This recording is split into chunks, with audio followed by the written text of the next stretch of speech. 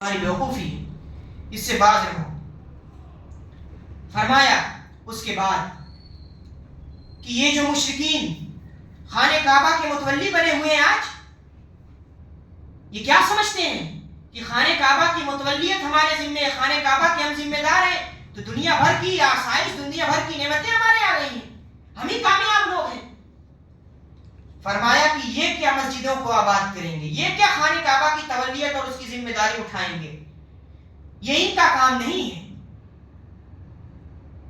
یہ اصلی حقدار نہیں ہے خانہ کعبہ کے، یہ ذمہ داری اٹھانے والے لوگ نہیں ہیں۔ فرمایا کہ ان کے اعمال تو ضائع ہو گئے، اکارت ہو گئے، برباد ہو گئے، یہ کہاں سے ذمہ داری اٹھائیں گے؟ فرمایا انما یعمر مساجد اللہ من آمن باللہ، اللہ کی مسجدوں کو تو وہی لوگ آباد کرتے ہیں جو اللہ رب العزت پر ایمان لانے والے، وہی اس کی اصلی حقدار ہیں، انہی کے ذمہ ان کی ذمہ داری ہونی چاہیے۔ تمہارا قبضہ ہے تو اب تمہارا اقتدار ختم کیا جا رہا ہے، یہ اقتدار مسلمانوں کے حوالے کیا جا رہا ہے۔ پھر اللہ کے نبی صلی اللہ علیہ وسلم کی اللہ رب العزت نے مختلف موقعوں پہ مدد کی، مسلمانوں کی مدد کی، اس کا تذکرہ ہے لقد نصرکم اللہ فی مواطن کثیرہ، اللہ رب العزت نے بہت سارے موقعوں پر مدد کی ہے مسلمانوں کی۔ ویوم حنین، جنگ حنین کی بھی مدد کی، ایک وقت ایسا ہے جنگ حنین میں کہ لگا کہ مسلمان شکست کھا جائیں گے، لیکن اللہ کی مدد آئی، اللہ کی نصرت آئی، اور پورا کا پورا معرکہ مسلمانوں کے ہاتھوں میں فتح ہو گیا۔ پھر یہ فرمایا کہ یہ جو لوگ کفر اور شرک کرتے ہیں، یہ سن لیں کہ آج سے خانہ کعبہ کی ذمہ داری سے ان کو بے دخل کیا جا رہا ہے۔ کیوں؟ کیونکہ تم سے بہتر بندے ہیں وہ مومنین، وہ اصل حقدار ہیں کہ ان کے ذمہ مسجد حرام کی ذمہ داری دی جائے۔ وہ یہ کہ وہ کثرت سے اللہ رب العزت کو یاد کرنے والے لوگ تھے، اور آتا ہے کہ جب ان کے سامنے اللہ رب العزت کا ذکر کیا جاتا تھا تو ان کے دل کانپ اٹھتے تھے، تو ایسے لوگ تھے وہ، تو اللہ رب العزت کی مدد آئی ان پر۔ پھر فرمایا تیسری اور اہم وجہ کہ اللہ اور اس کے رسول کی اطاعت کرنے والے لوگ تھے، نافرمانی کرنے والے لوگ نہیں تھے، اس وجہ سے اللہ رب العزت نے مدد کی۔ اور یہ تو اللہ کی سنت ہے کہ جب اللہ کی کوئی مدد کرتا ہے یعنی اس کی اطاعت کرتا ہے، اس کے احکام پر چلتا ہے، تو پھر اللہ رب العزت بھی اس کی مدد کرتا ہے۔ پھر ایک اہم نصیحت کی، ایک اہم پیغام دیا کہ دیکھو کبھی لڑائی جھگڑا نہ کرنا، آپسی اختلافات سے بچنا۔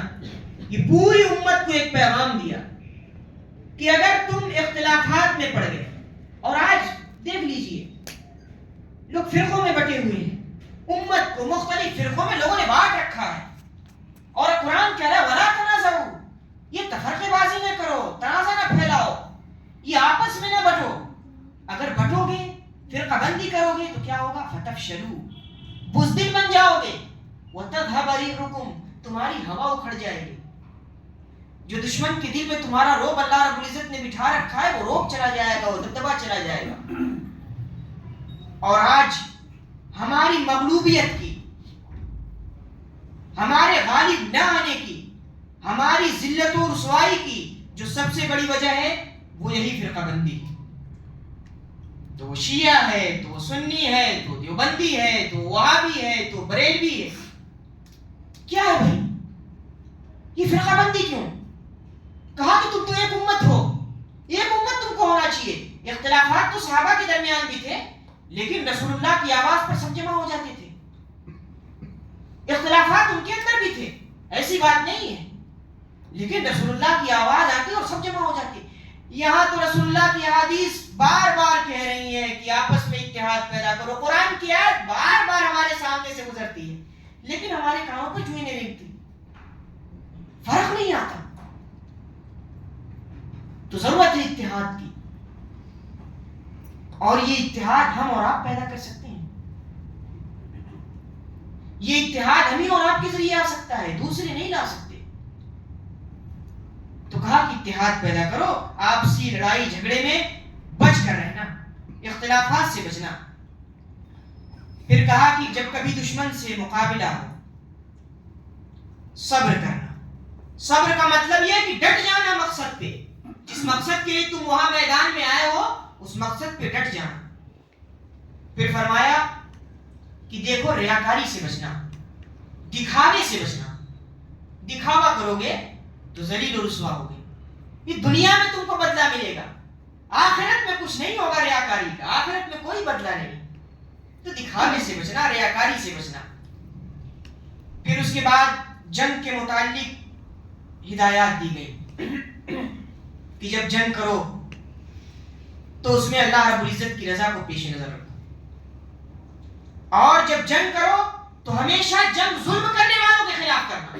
جو لوگ ظالم ہیں انہی کے خلاف جنگ ہوگی. جو لوگ ظلم و ستم کے پہاڑ توڑ رہے ہیں انہی کو روکا جائے گا جہاد کے ذریعے. اور جہاد کی مشروعیت کی ایک سب سے بڑی وجہ یہی ہے کہ جہاد کے ذریعے سے ظلم کا خاتمہ ہوتا ہے، جہاد کے ذریعے سے امن اور سکون آتا ہے. آج دنیا میں جنہوں نے جہاد کے خلاف سازشیں رچی ہیں کہ جہاد کا مطلب ہے کہ قتل کر دینا، جہاد کا مطلب ہے کہ قتل عام، خون خرابہ، ہرگز یہ مطلب نہیں میرے بھائی. جہاد کا مطلب یہ ہے کہ ظلم و ناانصافی کا خاتمہ ہو. آپ دیکھ لیجئے رسول اللہ نے تلوار اٹھائی، کیوں اٹھائی؟ ظلم و ناانصافی کے خاتمے کے لیے. وہ عرب ظالم تھا، جابر قوم تھی، اس کو ظلم و ستم سے نجات دیا رسول اللہ نے. یوں ہی تلوار نہیں اٹھائی، یوں ہی جہاد نہیں کیا رسول اللہ نے. تو جہاد مشروع ہوا ہے تاکہ اس دنیا سے ظلم اور ناانصافی کا خاتمہ کرے. اور جب ظلم اٹھا ہے اللہ رب العزت نے جہاد کا حکم دیا ہے. پھر چاہے فرعون کے خلاف یہ رہا ہو، نمرود کے خلاف رہا ہو، حامان کے خلاف رہا ہو، ہر دور میں اس کی مشروعیت رہی ہے. البتہ نافرمانوں نے اس کو قبول نہیں کیا ہے. پھر چند اہم ہدایات دی گئی. ان ہدایات میں سب سے پہلی ہدایت پوری امت کو ہدایت کی جا رہی کہ ظلم اور ناانصافی سے تم بچ کے رہنا، اپنا دامن بچانا ظلم ناانصافی سے. پھر مشرکین اور اہل کتاب کے ساتھ جہاد کا حکم دیا گیا کہ یہ